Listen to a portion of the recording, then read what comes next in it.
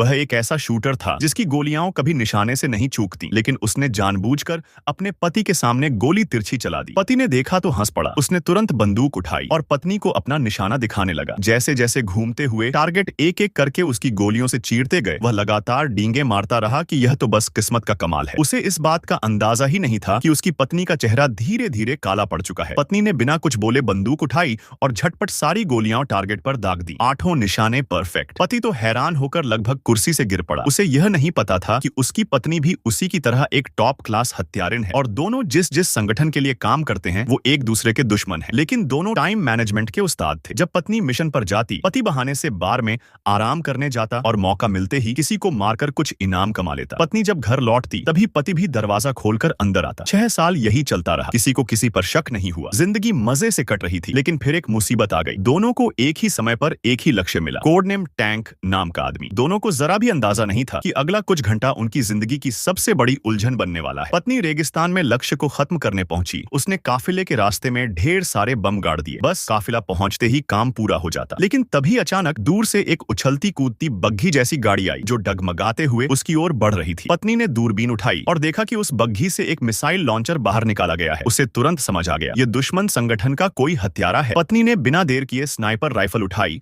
और सीधे उस आदमी की छाती पर गोली दाग दी।